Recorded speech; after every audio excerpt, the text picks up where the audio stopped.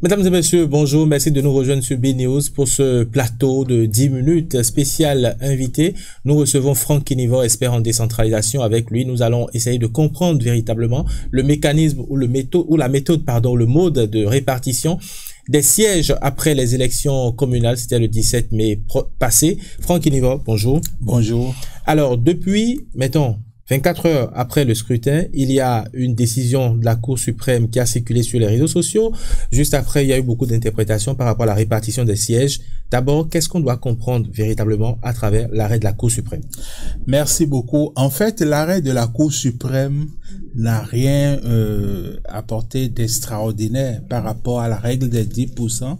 C'est un arrêt de février 2020 qui a statué sur un certain nombre de sujets, dont la manière dont la Sénat doit proclamer les résultats et évidemment la question des 10%. Et donc l'arrêt de la Cour intime l'ordre à la Sénat de changer son interprétation de la manière dont elle pensait gérer répartir les sièges. Les 10%. Alors qu'est-ce que la Sénat voulait faire au début? La Sénat au début voulait, lorsqu'elle va arrêter la liste des partis qui auraient pu avoir les 10% au niveau national, la Sénat voulait supprimer les voix obtenues par les partis éliminés au niveau de chaque arrondissement. Les partis qui n'auront pas 10%. Qui n'auront pas 10%. Donc la Sénat, dans sa méthodologie, voulait, une fois retenu les partis qui ont pu obtenir les 10% que vous au niveau national, que vous appelez partis agréés à la répartition des sièges, la Sénat dit maintenant que les suffrages des partis éliminés, elle pense les éliminer avant de faire la répartition des sièges. Et la Cour suprême dit que elle ne peut pas éliminer ces suffrages parce que c'est l'expression de la souveraineté d'une partie des citoyens, et que annuler ces suffrages-là, c'est remettre en cause leur souveraineté exprimée. De façon claire, quelle est l'implication de cette décision? Oui, l'implication de cette décision, c'est d'abord, moi, je pense que l'interprétation de la Sénat était la bonne. Je pense que si vous éliminez des partis, parce que les 10%, c'est ce qu'on appelle seuil de représentativité. Alors, si les partis ne sont pas représentatifs et que vous les éliminez au niveau national, il faut que au niveau de l'arrondissement, on puisse retirer les suffrages avant de calculer les 10%. Avant de calculer les 10% au niveau de l'arrondissement.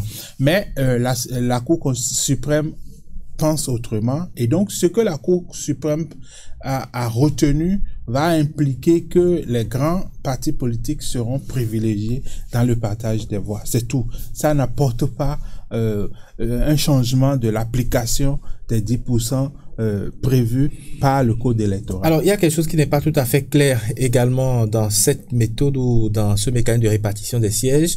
Alors, expliquez-nous pourquoi faut-il avoir d'abord 10% au plan national et en même temps 10% au niveau de l'arrondissement qui est la circonscription électorale, c'est bien ça? Oui. Expliquez-nous ce qui est à ce niveau. Il faut comprendre que la répartition des sièges varie selon qu'on soit dans un arrondissement à siège unique ou dans un arrondissement où il y a plusieurs sièges à pouvoir. Si nous prenons un arrondissement où il y a un seul siège à pouvoir, vous verrez que c'est le scrutin uninominal majoritaire, c'est-à-dire le candidat qui a le plus grand nombre de suffrages exprimés emporte le siège. Et ça, mais son parti doit avoir déjà les 10% au plan national. 10% au plan national. Il n'y a plus d'autres considérations. Donc, l'arrêt de la Cour est pris en compte lorsqu'on rentre dans un arrondissement où il y a plusieurs sièges à pourvoir. Si nous prenons un arrondissement où il y a plusieurs sièges à pourvoir, il y a deux cas de figure. Premier cas de figure, c'est que dans l'arrondissement, parmi les listes agréées au partage de sièges, c'est-à-dire les listes qui ont pu avoir les 10% au niveau national, on retrouve une liste qui a la majorité absolue des suffrages exprimés, c'est-à-dire plus de 50% des suffrages exprimés, ou à défaut 40%. La loi a créé une majorité relative, mais qui donne la majorité absolue des sièges. Ça veut dire quoi? Ça veut dire que nous sommes dans un arrondissement où il y a 5 sièges à pourvoir et il y a 3 listes, par exemple, qui sont qualifiées. On a éliminé 2, il reste 3. Ça veut dire que parmi les 3 listes, si une liste arrive à avoir plus de 40%, ou plus, on donne d'office à cette liste-là, on lui donne la moitié plus 1, ça fait 3 sièges.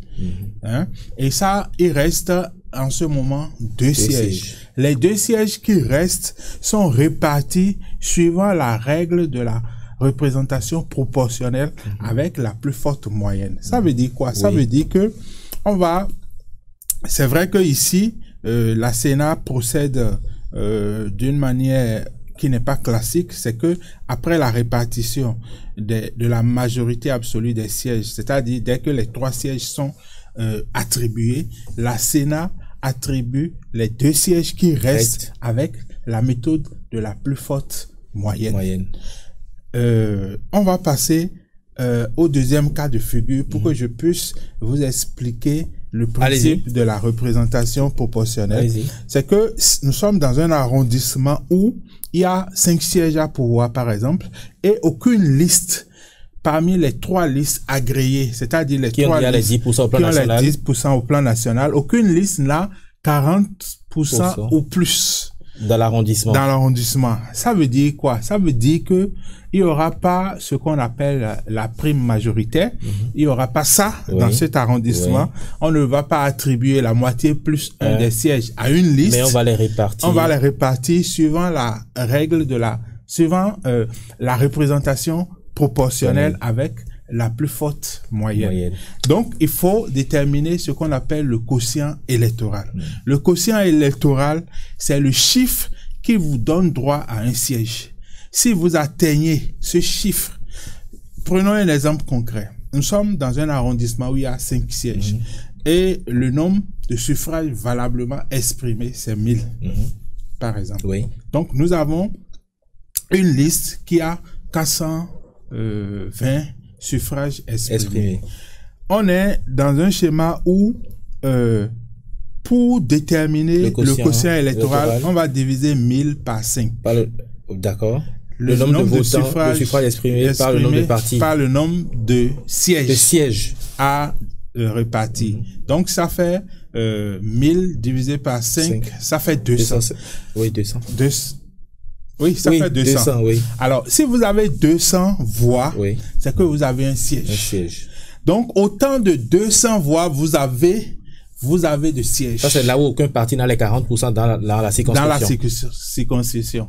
Donc, quand on fait cette première répartition, on finit avec la représentation proportionnelle. On rentre maintenant dans la plus forte moyenne. Comment on détermine la plus forte moyenne? Pour déterminer la plus forte moyenne, vous prenez le nombre de suffrages recueillis par chaque liste que vous divisez par le nombre de sièges que la liste a pu obtenir avec la méthode du quotient électoral. Et vous ajoutez un siège à ça, un siège fictif. Donc, dans notre exemple, on a déjà vu que la liste A, avec 420 suffrages recueillis, a 2 fois le quotient électoral. Donc, a déjà 2 sièges. On va diviser les 420 divisé par 2 plus 1. Ça fait 420 divisé par 3. Ça doit faire 100 et quelques. Donc, on va faire la même chose pour toutes les listes qualifiées. Et c'est là qu'intervient maintenant la deuxième règle de 10% au niveau de l'arrondissement. Et donc, la loi dit que le partage se fait entre les listes qualifiées au niveau national à l'exclusion des listes qui ont moins de 10%.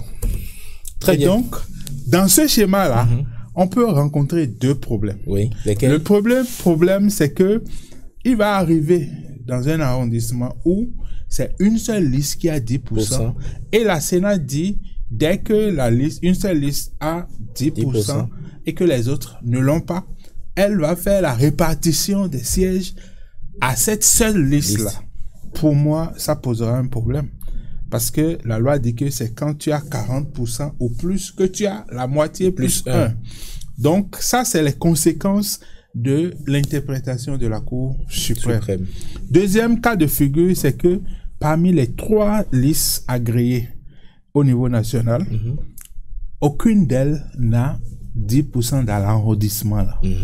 La Sénat ne peut attribuer aucun siège. Et comment fait-on? On reporte les élections dans cet arrondissement et on va reconvoquer les électeurs dans les semaines et les mois à venir. L'idéal, c'est de le faire très vite. On verra bien si ce cas de figure se présente. Dans ce cas de figure, ailleurs, c'est les listes agréées seules qui reviennent en compétition. Très bien. On ne sait pas ce que la Sénat va retenir. Très bien. Merci Franck Kinivo pour toutes ces explications. Il y a quand même que juste après la diffusion sur les réseaux sociaux de la décision de la Cour, il y a eu également quelques incompréhensions. Est-ce que vous pouvez nous dire sur ce plateau que aucune liste en compétition qui ne pourrait pas avoir les 10% au plan national ne peut pas avoir de siège en principe? Oui. C'est maintenu. C'est clair que s'il y a une liste qui n'a pas eu 10% au niveau national, cette liste n'aura aucun siège dans aucun arrondissement, dans aucune commune, dans aucun département du Bénin.